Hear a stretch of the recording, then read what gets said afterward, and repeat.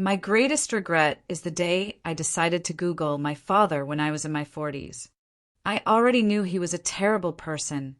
He had hurt both me and my mother in every way imaginable. When I was a teenager, he was finally arrested after DNA evidence tied him to a series of horrific crimes against young boys.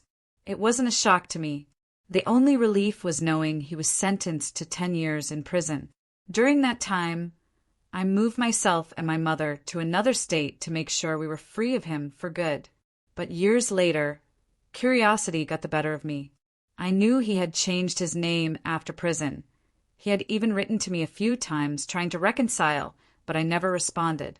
When I searched his new name online, I found an article that shattered me. He had remarried. He had a son. His boy was a teenage basketball star who had just won a scholarship. There was a picture of the two of them celebrating, his hand resting proudly on his son's shoulder. My stomach turned. I tracked down my half-brother on Facebook and reached out. I told him who I was and asked if he knew what kind of man our father really was.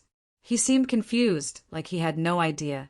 I ended up sending him the court documents and explaining everything my father had done to me and to my mother. My only thought was that he deserved to know the truth, so he could protect himself and his family.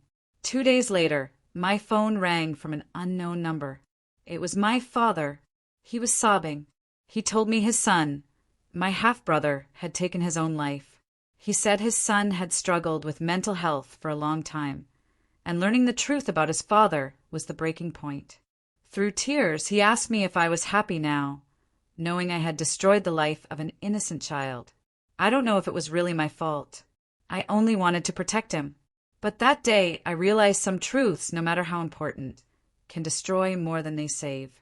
And I wish, more than anything, that I had never looked.